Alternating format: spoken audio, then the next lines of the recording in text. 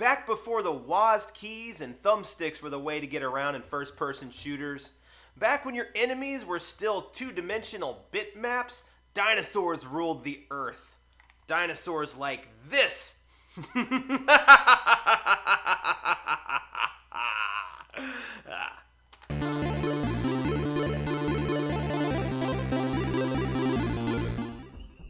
What's up, nerds? I'm Longy Long, the Ghetto Gamer, exploring the cheap side of retro gaming. If you want to grow your collection without wasting a bunch of money, subscribe so you can see the games that I curate every week. This is Mouse Month, and we're looking at games that use the Super NES mouse. Today, it's Jurassic Park. Check it out. Everyone from this era remembers Jurassic Park. They're still making the movies, but that first one, oh man. I saw it in the theater when I was like 12 or 13, and I was like, bah!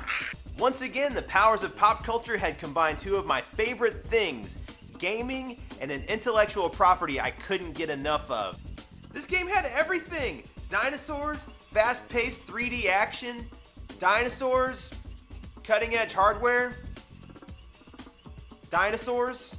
No, but really, I thought this game was great when it came out, and the way they used the mouse was pretty clever too. You play with the regular controller plugged into port 1, and the mouse plugged into port 2.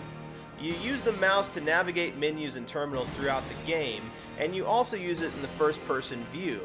Of course, the game is completely playable without the mouse, you just use the D-pad instead. Welcome to Jurassic Park. The action is split between an overworld with the traditional top-down view and interior scenes where it switches to first person. The overworld is pretty straightforward.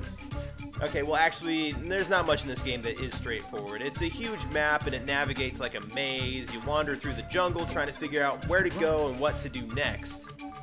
There's these little telephone pole thingies scattered throughout the island, and you can talk to other characters from the movie, and they give you hints to your missions, but they're really vague and you'll spend a lot of time trying to figure out what to do through trial and error. These markers also serve as respawn points. Oh, and by the way, the game doesn't pause when your message is up. You still have to watch out for dinosaurs even though the message covers most of the screen. When you enter buildings, you switch from the overhead view to first person, looking through some goggles or something. And once you find batteries, you can actually use them as night vision goggles, which is a pretty cool effect for the time. Now, this game was released before kiting enemies and strafing around was really the established means of first-personing, and the controls were set up accordingly. With the mouse, you push forward to move forward, and side to side to turn, and you move the mouse backwards to reverse. You can't strafe, and you can't look up and down.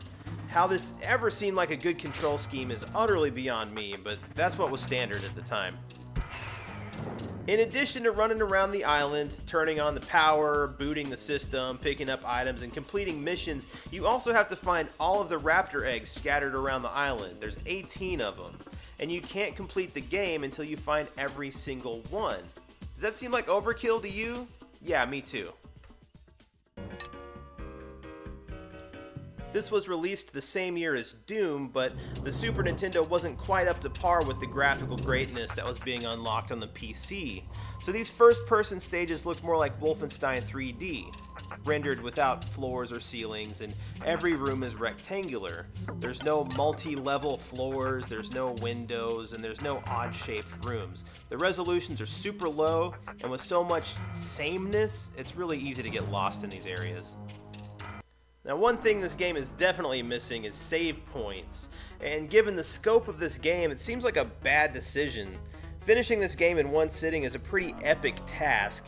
You do have unlimited continues, so you can always try the old leave the console on till I'm done thing. I've done it, and I almost finished the game, but I couldn't find the last raptor egg. So the question I always like to ask is, does it suck? Well, the overhead parts definitely don't. The graphics are really good, the digitized sound is good, the weapons are okay, the action is fast, the dinosaurs look really cool. This also has Dolby surround sound, which I guess was a big deal at the time. I don't know. The only thing I would say is that finding all the raptor eggs is extremely tedious, especially how the island is set up like a maze. It's very hard to find your way around. The first-person segments can get tedious and frustrating.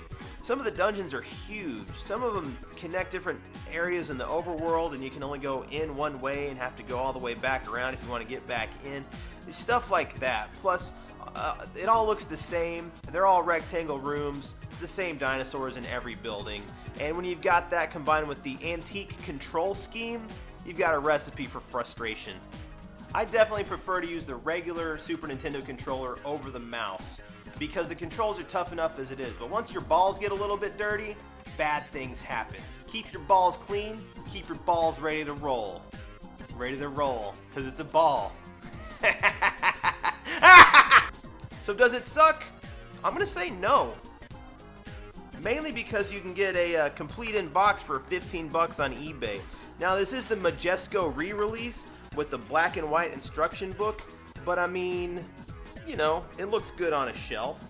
You can get a loose copy for $5 or $6, and I think it's definitely worth that. And don't forget to like and subscribe.